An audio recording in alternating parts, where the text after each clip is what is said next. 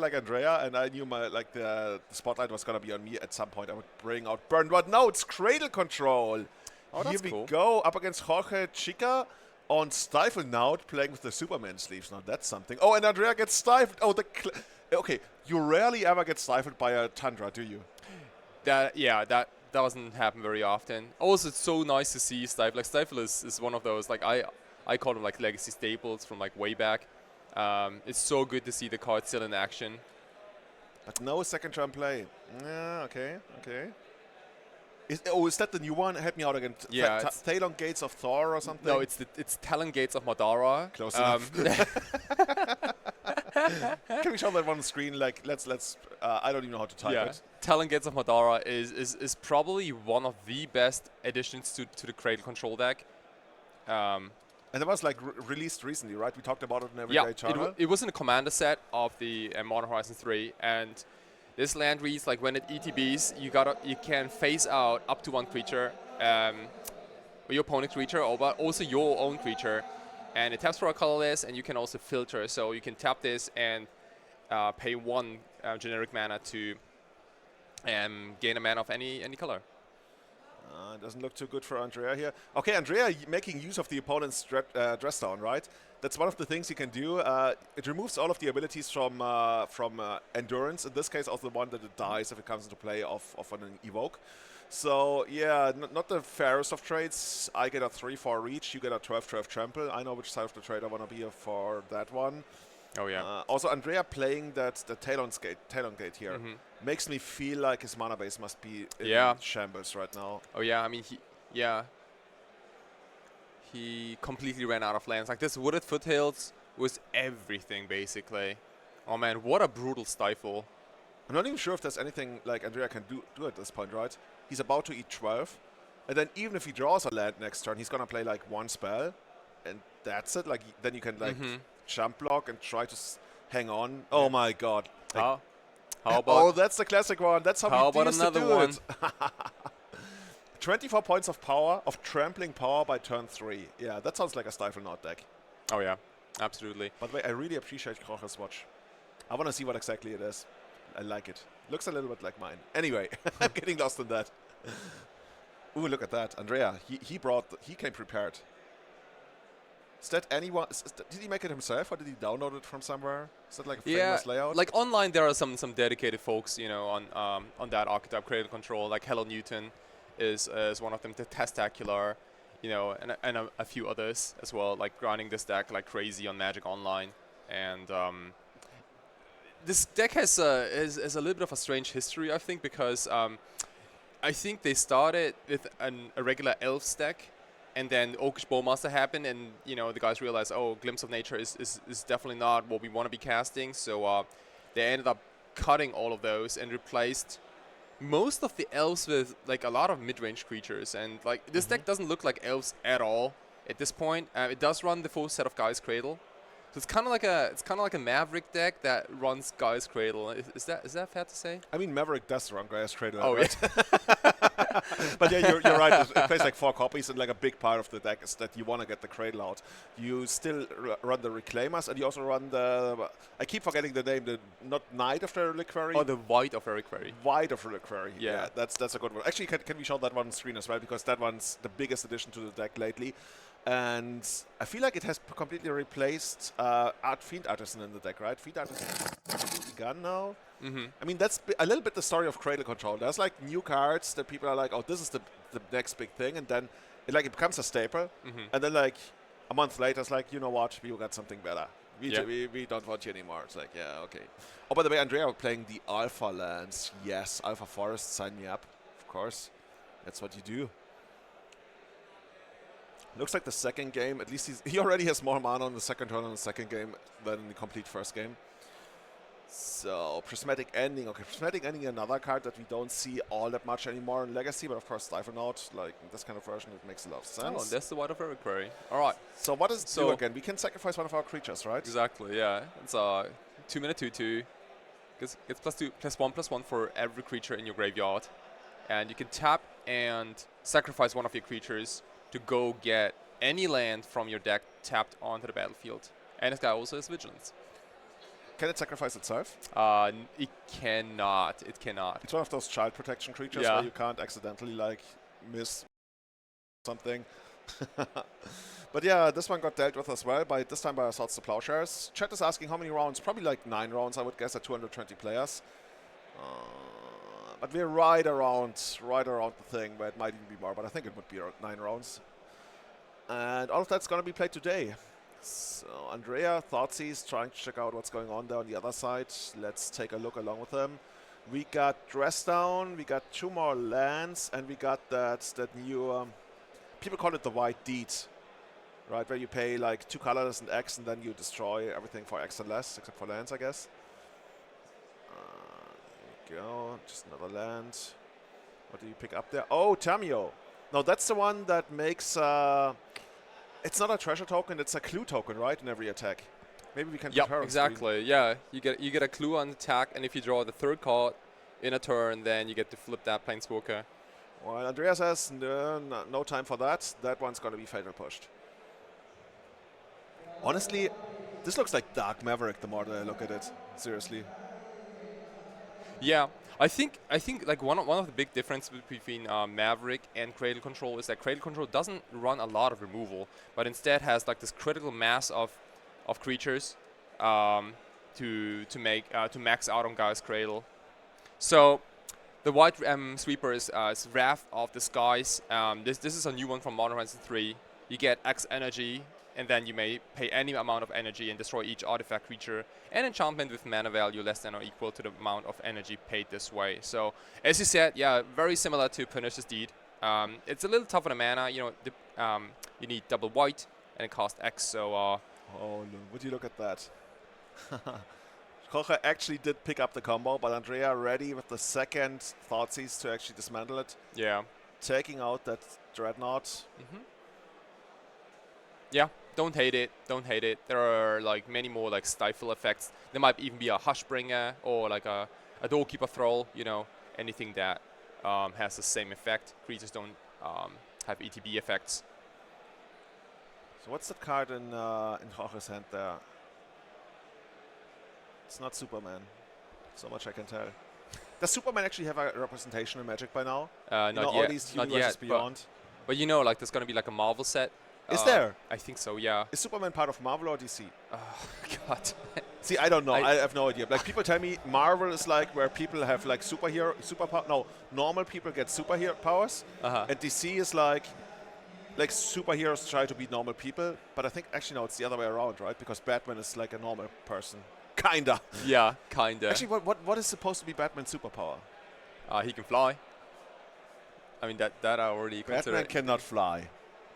Oh no! He can't. Like No, that was Superman. Superman can fly. Yeah. Yeah, Superman is like all the superpowers in the world. It's kind of crazy. Is that like a Hushbringer or something? No, that was something else, right on the left side of the board. I think that's the Doorkeeper Thrall. Oh yeah, that's another one that stops all the comes in play abilities. Exactly. Right? 2 mana 1/2 has flash, flies. Next Love Suns.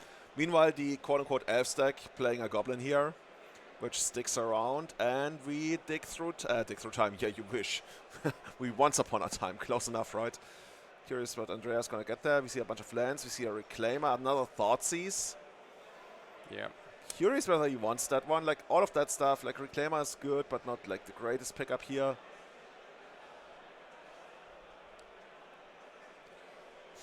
I almost want the Thoughtseize, but I don't feel that's a good play. I mean, you also can't get Thoughtseize once upon a time. Oh yeah, that's something, right? Yeah. Dude, I was still stuck in my dick through time. You know, card's good, but it's not as good. Oh, this is not a terrible pick. Lay after Hydra. Lay after Hydra.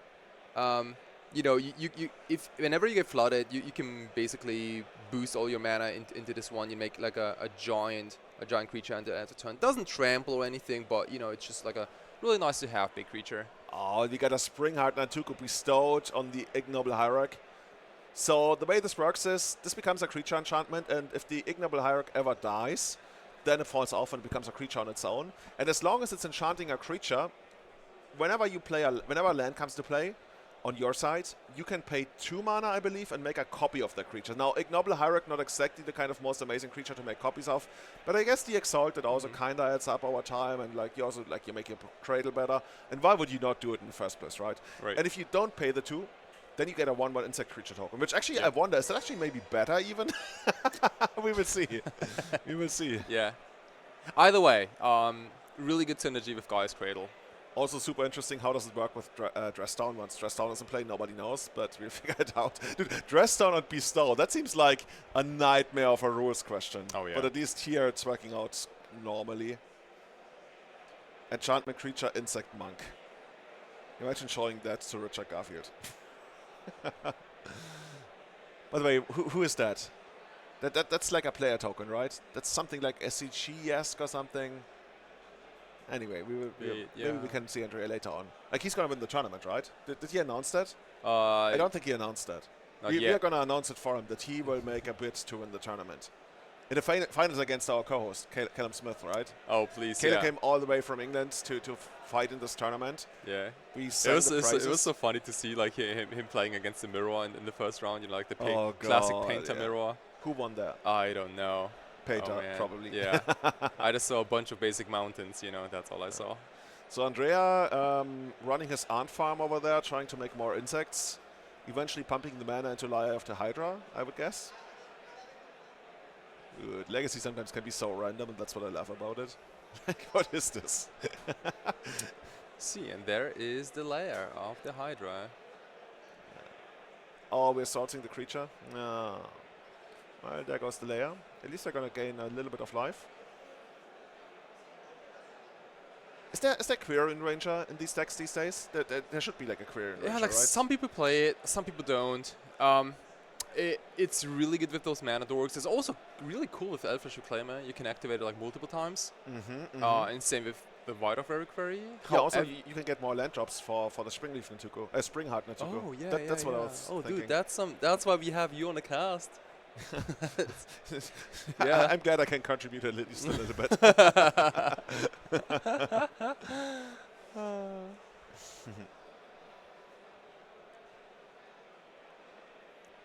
Let's see. Looks like we. He's got a second copy of Spring. Yeah, I think we picked up just another copy.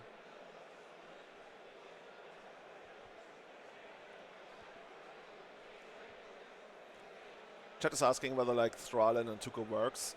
So I think Thrall only stops triggered abilities from creatures coming into play, and there's no creature coming into play. There's a land coming into play, so that's why you still get the insect token. Okay, we got the Wasteland here for basically the namesake card of the deck. Not yet using it, of course, just like fetching. What are we gonna do with that much mana? So, I mean, Andrea already knows, right? There is still the Wrath of the Skies in hand that can blow everything up for if its mana cost 2 or less. I like that a lot. Like, you know, you don't only get rid of all the creatures, but the Gaia's Cradle is basically a no card right now. Yeah. As long as you can keep the creatures in check. Oh, and Andrea's rebuilding already. He's like, yeah, you know what? Got another one of those. Dude, I wasn't fully convinced by Springheart and Tuko, and of course I'm still not yet, but I can see why it's doing work and which kind of matchups it can actually be like quite a nuisance.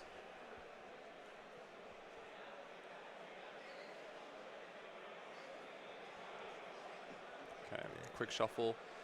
Also spotted a Harbinger of a wave seer. It's the blue Magus of the Moon, like turn all the non-basics into islands. Oh, it's basically Flood Moon, right? It's Flood Moon. Yeah, people call it Flood Moon. Andrea has at least 2 basic lands, but of course he would be taken off of his black mana, but he already used a lot of that anyway. So let's see. Yeah, Andrea gotta read that one, and so do we. That's a 4 mana. It looks artifacty. Is it actually a vehicle? Could be a car. Or both. It's Superman. What if it is actually Superman? Andrea's like, what is this? No, I'm not going to play against this. Okay, Jorge is like, yeah, you will have to. Like, okay, let's see. Running out another creature. You know what you want to draw here if you're Andrea? Natural Order, right? Oh yeah, that's a big payoff. Just like such a weird mid-range game, and Jorge probably like not sitting on a Force of Will necessarily. But you'd probably be happy. Oh, and Tamio comes down. Tamio is a cool one, right? It's not exactly the most threatening card, but like in a game where nothing's really happening, you feel like that's a thing. Oh, and it looks like you actually found out about that. That's unknown card. So the card Jorge played is also from the Fallout set. It's a 2-mana 1/3. It's called Courier Emergent Intelligence. This one I also haven't seen before, so I'm gonna read it out for you guys. It's a 2-mana 1/3 legendary artifact creature robot. Whenever Courier Emergent Intelligence deals combat damage to a player, draw cards equal to its base power. Now the base power is 1, so it kind of reads like Psychic Frog until now. And then it has for 1 in the blue, exile another non-token artifact creature you control. Courier becomes a copy of the exiled creature, except it has, whenever this creature deals combat damage to a player, draw cards equal to its base power. So this is interesting. Like exile another non-token artifact creature you control. There is the Phyrexian Dreadnought, and I believe that if you have Courier on the battlefield, you can cast Dreadnought, and in response to its trigger, you can exile it to Courier, make it a 12/12 trample, and when it connects, you draw 12 cards. Sure. It's a little, it's really fancy. Like if it works, then it's fantastic. If it doesn't, then oh well. It looks like Andrea's really trying cool to fight tech. over this as Force of Rigor. And Jorge, not too excited about this. I think he's got a Force of Will in hand, pitching the Flood Moon, and also in turn flipping the Tamio. Like, this is like looking really good for Jorge. If Andrea still wants to win this, I think we are already looking at Natural Order or Bust. Looking at the graveyard right now, I don't think there's too many synergies going on from this part at least. Yeah, trying to figure it out. Am I winning the race? Probably not.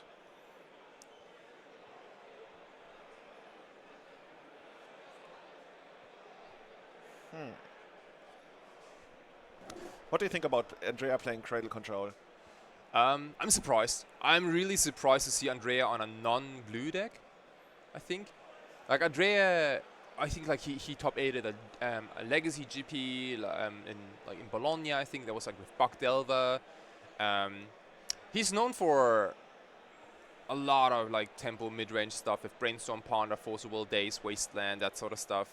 Well, he used to play a lot of 8-cast over the last years. Oh, that yeah, was like that his big too. thing. You That played too. against him at 4 Seasons, right? I did, In the yeah. Winnenden. Yeah. yeah, I Certainly remember did. that. Certainly did. That was the one time when I screwed up my deck list and I Yeah. submitted 4 Watery Graves and an Underground Sea, and not vice versa. who needs Underground Seas when you have 4 Watery Graves, right? Definitely. Okay, so Andrea wide of the Reliquary. That's I guess a first step. Does it also like get pumped by stuff in the graveyard like Night of Reliquary does? But it gets pumped by creatures in the graveyard, right? Yeah, it does. The graveyard is stacked, so let's count here. So there are a couple of High Rocks in the graveyard. There's like a there's like 3. Okay. You know, sometimes you find like a random Dryad Arbor maybe also in the graveyard. So especially with Exalted, it's almost like a Murktide region on the ground. Okay, that one also That gets also taken out again. The stuff, yeah. And Jorge leveraging the Planeswalkers here. Oh, that thing on the artifact on the top there, that like manifests cards from the top of your library, right? And then you get to turn them over, and they don't trigger, comes into play abilities. That's how you cheat your Phyrexian Dreadnoughts into play sometimes. That's very true. Yeah. Oh, and we actually have a Superman in play now. See, I told you. It's only a matter of time. Wizards, like in between game 1 and 2, Wizards released Superman. Man at the top of the library. And Andrea already jump blocking. Dude, this is rough. I don't see him winning this. Yeah, he might just pack it up like pretty soon. Down to 12 life, but like the life total is not the... I mean, the life total is starting to become a concern as well. But now you don't even want to pick up Natural Order because you got nothing going on. Okay, we're going to go for the hard cast. Snuff that one away. There it goes. 4 mana. So those are Supermans currently 2/2s. You can flip them over. You don't have to. Isn't there a movie Superman against Superman or something? No, they call it Superman against Batman, right? Yeah. I never watched it. I wonder why would Superman fight Batman? Like a friend of mine told me, yeah, it's like because Superman is costing a lot of like insurance money because as it defends Earth, he sometimes destroys buildings when he's flying into them, and then the insurances have to pay money. And I'm like, yeah, but the Earth doesn't get destroyed. So what's the point? It's like, yeah, but Batman doesn't like it when insurances don't make money. You know, he's a capitalist and everything. It's like, yeah, okay, I can see that. 3 Supermans. Andrea, it's not getting better for him. Yeah. If you can't stop 1 Superman, you certainly can't stop 3 of them.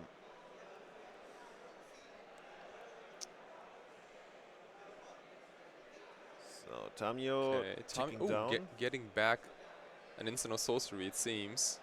What do you get here? I wouldn't hate a Force of Will if there's one. Okay, but I guess like Ponda also does it. You know. Going straight for the Ponda, we pick up like a dress down. Not terrible. Yeah. Like Jorge knows, like he has his game pretty much wrapped up. He's only looking for maybe like the final removal spell or interaction, maybe like a counter or something to completely seal the deal here. Andrea, unfortunately, yeah, really flooded, has Thoughtseize he cannot cast anymore. Even a top deck natural order doesn't save him. Wait, is this an extended hand? Yeah, oh man. Ooh. And Jorge, yeah, takes it down with good old StifleNought. 2-0 for Jorge. Ui. One of the oldest archetypes